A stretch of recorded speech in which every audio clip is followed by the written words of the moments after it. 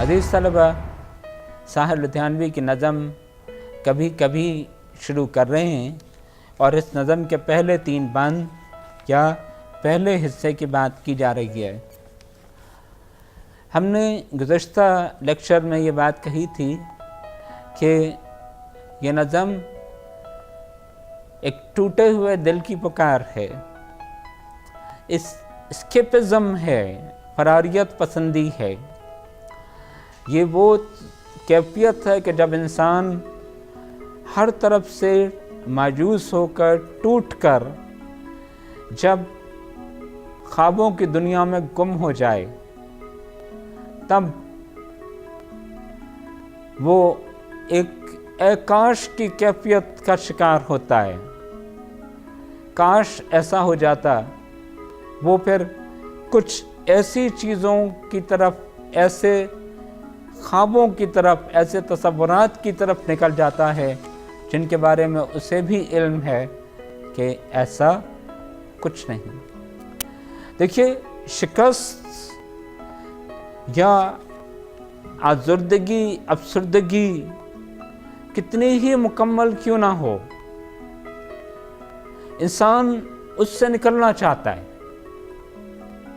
کہیں نہ کہیں اپنے لیے کوئی بچاؤ کا، کوئی فرار کا یا اس سے نکلنے کا راستہ تلاش کرتا ہے۔ خواب اسی کیفیت کا ایک انداز ہے، اور یہ نظم اور اس کی ابتدا شاعر کے اسی بیان کی یا اسی سوچ کی عکاس سے، اور یہ بات ذہن میں رکھے گا کہ یہ تینوں بند شاعرانہ اظہار کی بہترین مثال بھی ہیں۔ کبھی کبھی میرے دل میں خیال آتا ہے کہ زندگی تیری زلفوں کی نرم چھاؤں میں گزرنے پاتی تو شاداب ہو بھی سکتی تھی، یہ تیر کی جو میری زیست کا مقدر ہے تیری نظر کی شعاؤں میں کھو بھی سکتی تھی۔ عجب نہ تھا کہ میں بیگانہ علم ہو کر تیرے جمال کی رعنائیوں میں کھو رہتا، تیرا گداز بدن، تیری نیم باز آنکھیں، انہی حسین فسانوں میں محو ہو رہتا۔ پکارتی مجھے جب تلخیاں زمانے کی، تیرے لبوں سے حلاوت کے گھونٹ پی لیتا، حیات چیختی پھرتی سر برانہ اور میں گھنیری زلفوں کی چھاؤں میں چھپ کے جی لیتا۔ یہ وہ خواب ہے جو شاعر دیکھتا، کبھی کبھی میرے دل میں خیال آتا۔ یہ وہی بات ہے کہ جو فیض صاحب نے کہی تھی کہ میں نے سوچا تھا کہ تو ہے تو درخشاں حیات، میرا خیال تھا۔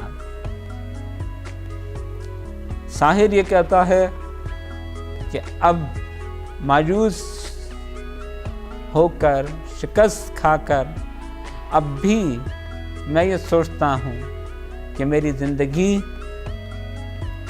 اگر تیرے ساتھ گزرتی، تیری معیت میں، تیرے قرب میں، تیری زلفوں کی گھنیری چھاؤں میں، تو یہ زندگی کتنی خوبصورت ہوتی۔ یہ تیرگی تاریخی، اور عزیز طلبہ یہ بات ہم بار بار کہتے آئے ہیں کہ شاعری میں تاریکی، سیاہ رنگ، یہ ہمیشہ برائی کا، دکھ کا، غم کا استعارہ ہے، تکالیف کا استعارہ ہے۔ یہ تیرگی جو میری زیست کا مقدر ہے، زیست زندگی، یہ دکھ، غم، آلام، مصیبتیں، تکالیف جو میری زندگی کا حصہ بن گئی ہیں، یا میری زندگی پر محیط کر گئی ہیں، جنہوں نے میری زندگی کو جذب کر لیا ہے اپنے اندر، یہ تیرگی تیری آنکھوں کی روشنی میں ختم ہو سکتی تھی، ڈوب سکتی تھی۔ تیری روشن چمکدار آنکھوں کی روشنی، تیری حسین آنکھیں میری زندگی کو جلا بخش سکتی تھیں، روشن کر سکتی تھیں، میرے دکھ غم ختم ہو سکتے تھے اگر مجھے تیری ان چمکتی ہوئی خوبصورت نگاہوں کی تابناکی مل جاتی تو میری زندگی کے تمام دکھ ختم ہو جاتے۔ لیکن ایک بہت بڑا اگر موجود ہے۔ عجب نہ تھا کہ میں بیگانہ علم ہو کر تیرے جمال کی رعنائیوں میں کھو رہتا۔ میری زندگی میں کوئی دکھ نہ ہوتا، نہ اپنا نہ پرایا، نہ مجھے زندگی کی تلخیاں اپنی طرف متوجہ کرتی، اور میں صرف تیرے حسن کے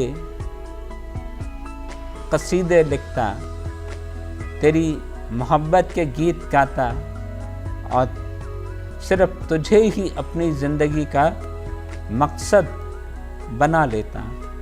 میری زندگی کا مرکز تو ہوتی،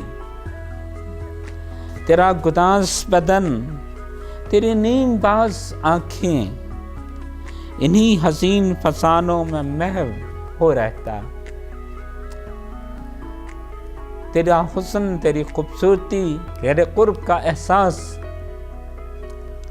تیرے ہونے کا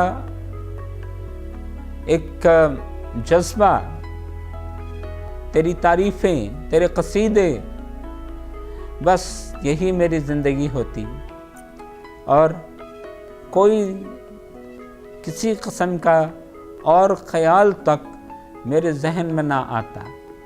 میں ڈوب جاتا تیرے احساس میں اگر تو میرے پاس ہوتی۔ پکارتی جب مجھے تلخیاں زمانے کی، تیرے لبوں سے حلاوت کے گھونٹ پی لیتا۔ جب زندگی کی حقیقتیں، زندگی کی تلخیاں، معاشی سماجی ناہمواریاں، جو میری غربت کا اصل سچ ہے، مجھے اپنی طرف بلاتا بھی تو میں تیری ذات میں گم ہو جاتا۔ حلاوت، مٹھاس کو کہتے ہیں، تیرے ہونٹ میری زندگی کی تمام تلخیاں مٹھاس میں، حسن میں، رعنائیوں میں بدل دیتے۔ حیات چیختی پھرتی برہنہ سر، اور میں گھنیری زلفوں کے سائے میں چھپ کے جی لیتا۔ حیات، زندگی، جو کچھ اصل میں ہو رہا ہے، وہ استحصال، وہ ظلم کہ جو امیر مقتدر غریبوں پر کر رہے ہیں، جو ہیو ناٹس کے ساتھ ہو رہا ہے۔ عزیز طلبہ، جو میں نے ٹرم استعمال کی ہے ہیو ناٹس، یہ بنائی طور پر سوشالوجی اور اکنامکس کی ایک ٹرم ہے، ایک کانسیپٹ ہے ہیوز کا اور ہیو ناٹس کا۔ ہیوز وہ گروپ یا وہ طبقہ جن کے پاس دنیا کی ہر سہولت موجود ہے، آپ ان کو دولت مند سمجھ لیجئے، اور ہیو ناٹس محروم، وہ لوگ جن کے پاس کچھ نہیں ہے، جن کا زندگی سے ناطہ صرف اتنا ہے کہ وہ سانس لیتے ہیں۔ وہ ہیو ناٹس کا گروپ ہے کہ ان کے پاس زندگی کی کوئی سہولت، ایون بنیادی سہولیات بھی موجود نہیں ہیں، اکنامکس کی زبان میں، سوشالوجی کی زبان میں ان کو ہیو ناٹس کہا گیا، محروم طبقات۔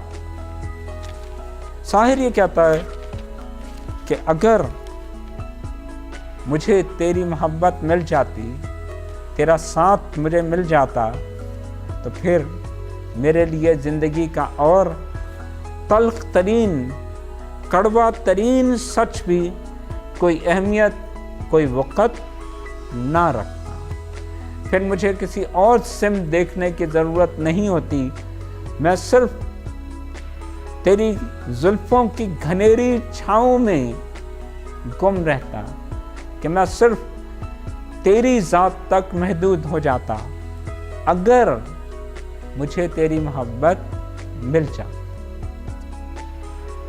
مسئلہ یہ ہے کہ اس کو محبت نہیں ملی، اس کو وہ احساس، وہ چاہت نہیں ملی، اور یہ وہ خواب ہے، یہ وہ جذبہ ہے جس کو وہ ایک فرار کے طور پر، ایک خواہش کے طور پر اپنے دل میں پال رہا ہے کہ کاش ایسا ہو جاتا۔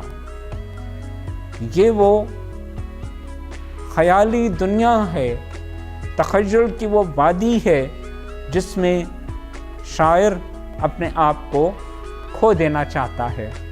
یہ وہ آرزو ہے کہ جو شاعر کو اپنی دل شکستگی سے ایک لمحے کو باہر نکالتی ہے۔ ایک طرف اس کا مطلب کے حوالے سے تو یہ باتیں آئیں، دوسری طرف ہم نے اس نظم کا تعارف کراتے ہوئے آپ سے یہ کہا تھا کہ اس نظم میں شاعرانہ خوبی ہے۔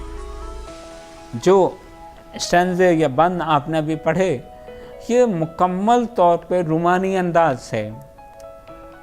ہم نے فیض کے بارے میں ڈسکس کرتے ہوئے بھی یہ بات کہی تھی کہ محبوب کی تعریفیں، اس کے حسن کی تعریف، لب و رخسار کی تعریف، عارض و ابرو کی تعریف، محبت، محبوب کا وصال، اس سے ملنے کی خواہش، یہ وہ چیزیں ہیں جو اردو ادب کا خاصہ ہیں۔ اب تو جو جدید شاعری ہے وہ تھوڑی سی تبدیل ہوئی ہے، لیکن اب بھی غزل کا بنیادی اظہار یا بنیادی موضوع یہی محبت اور اس کا رومانی اظہار ہی ہے۔ اور قدیم شعراء میں چلے جائیے، وہاں تو آپ کو پورے پورے دیوان اسی ایک سوچ کے ارد گرد گھومتے ملیں گے۔ شاعر لدھیانوی جو ترکیب استعمال کر رہے ہیں وہ قدیم شاعروں کی ہیں، لیکن جو تاثر پیدا کیا جا رہا ہے وہ رومانی نہیں۔ عجیب بات یہ ہے کہ ہم اس نظم کے حصے کو پڑھتے ہوئے کبھی بھی کسی خوبصورت تصور سے آشنا نہیں ہوتے۔ یہ الفاظ جو اپنی جگہ خوبصورت ہیں ہمارے لیے خوبصورت نہیں بنتے، بلکہ یہ شاعر کی دل شکستگی اور اس کی بیچارگی کے احساس کو مزید گہرا کرتے ہیں۔ ہو سکتا کا تصور، ہو جاتا، یہ وہ اس کی مایوسی ہے۔ یہاں آ کر یہاں یہ حصہ ختم ہوا۔ اگلے لیکچر میں اس حقیقت کی بات کریں گے کہ جو ساحر کی یا شاعر کی اس وقت ہے۔ بہت شکریہ، اللہ حافظ۔